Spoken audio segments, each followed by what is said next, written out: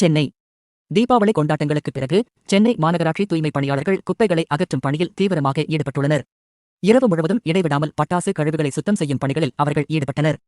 பொங்கல் பண்டிகை, ஆயுத பூஜை போல இல்லாமல் தீபாவளி பண்டிகைக்கு இருக்கும் ஒரே பிரச்சனை என்னவென்றால் காற்று மாசு மற்றும் குப்பைதான். தீபாவளியில் வெடி வெடிப்பதால் அதிக அளவு புகை ஏற்பட்டு காற்று மாசு ஏற்படும். அதேபோல் கடுமையான சத்தம் காரணமாக ஒலி மாசு ஏற்பட்டு பொதுமக்கள், வயதானவர்கள், விலங்குகள், பறவைகள் பாதிக்கப்படும்.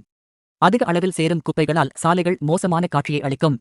அதன்படி நேற்று சென்னையில் சேர்ந்த குப்பைகளை அகற்றும் பணிகள் முழு வீச்சில் நடைபெற்று வருகின்றன.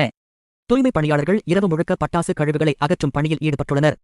நேற்று மாலை தொடங்கிய இந்த சுத்திகரிப்பு பணிகள் தொடர்ந்து நடந்து வருகின்றன. பல இடங்களில் குவிந்திருக்கும் குப்பைகளை கையால் அள்ளி வாகனங்களில் ஏற்றி அப்புறப்படுத்துகின்றனர். பட்டாசு காகிதங்கள் தெருக்களை நிறைத்து சாலைகளை குப்பைக்கடலாக மாற்றியுள்ளன. இவற்றை அகற்றும் பணிகள் தொடர்கின்றன. மாநகராட்சி கணக்குப்படி மொத்தம் 300 டன் குப்பைகள் சேர்ந்துள்ளன.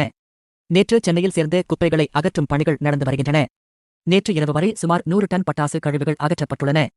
இன்று இரவுக்குள் அனைத்து கழிவுகளையும் முழுமையாக அகற்ற நடவடிக்கை எடுக்கப்பட்டுள்ளதாக மாநகராட்சி தெரிவித்துள்ளது. மேலும் 200 டன் வரை பட்டாசு கழிவுகள் சேகரிக்கப்பட வாய்ப்புள்ளதாகவும் சென்னை மாநகராட்சி மதிப்பிட்டுள்ளது. இதற்காக மட்டும் 19,600 தூய்மை பணியாளர்கள் இரவு முழுவதும் பணியாற்றி வருகின்றனர்.